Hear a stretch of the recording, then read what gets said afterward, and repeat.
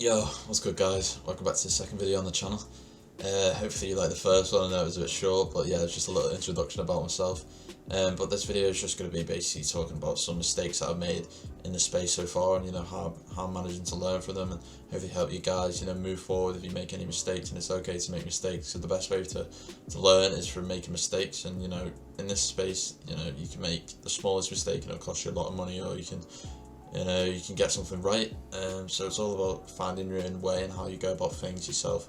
And also I'm going to be covering examples of projects which will be long term, and examples of projects that might not be long term, and you might just want to flip, and what to look out for in each of those projects. So thank you for all the support in the last video, guys, and hopefully you enjoy this one too.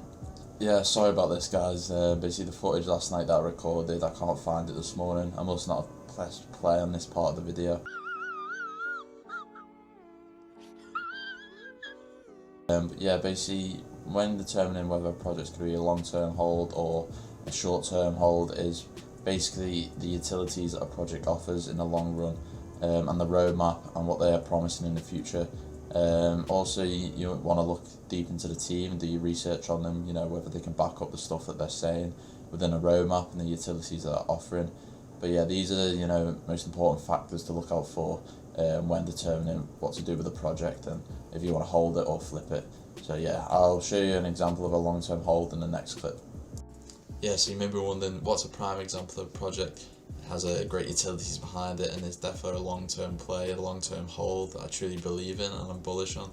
I could be wrong, it could go to zero, but I truly believe the team behind this project and the utilities that it offers, it's nothing unimaginable, nothing unrealistic. They're not giving away Ferraris, they've just got a solid goal, a solid vision, and an extremely good team that managed the whole situation completely different to anything I've seen, and they've already had amazing success from that. And yeah, I'm truly bullish on this project, and it's a project that I believe will do really well in the long term. And I did get myself involved with this project, and I did make a big mistake on it, which I'll talk about later on in the video. So yeah, this is Relics Pass, which is currently at 3.9 Ethereum floor. This is by Meta Relics, which is basically going to be a foundation for all things to do with the Meta Relics team, whether it's like IRL events or IRL meetups or NFT projects that are down the line. Like, this is the first one they launched, which is Relics Pass, which is going to be access to all things to do with Meta Relics.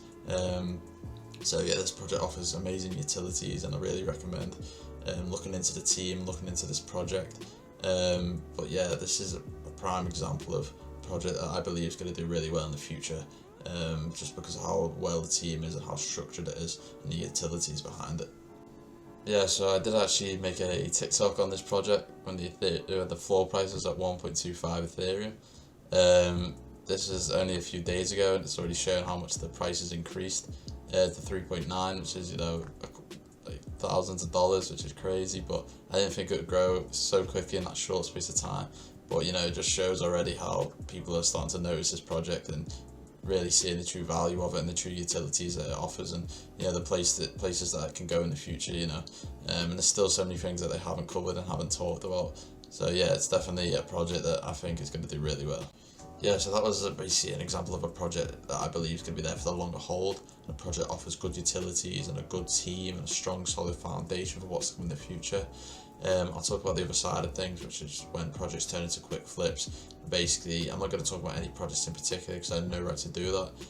I'm still really new into this space, and I'll just talk about my experiences with what I've been told by other people and what I've learned about flipping projects and what to really look out for when deciding whether a project's a hold or a flip. So yeah, when a project turns into a flip is when the utilities don't really offer anything valuable, or the utilities promise false hope, or the team behind it is just mainly driven by hype. There's not much information about them.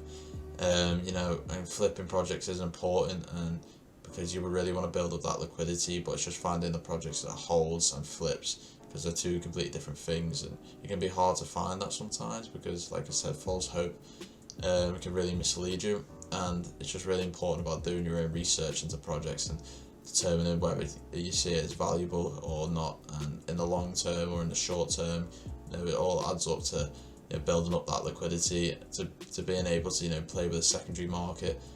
Like, that's what I'm trying to do myself. But yeah, that's what the terms that I value as a quick flip.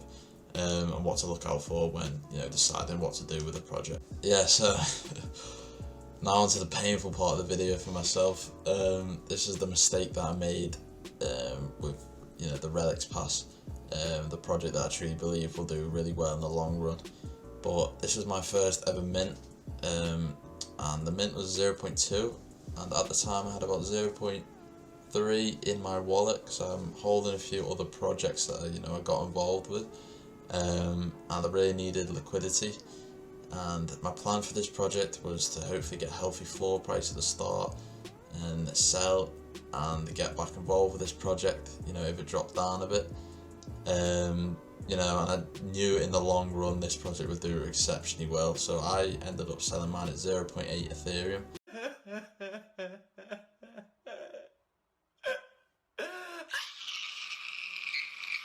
And I originally listed at 0.8 and it went there after an hour, and then from there it just went up and up and up and up, and I knew, I'm not going to be able to get back in for a long time, and here we are, it's sitting at 4 ETH, but I did what was right for me at the time, which is get my liquidity, because now I can mint all my other projects healthily and not have to worry about it.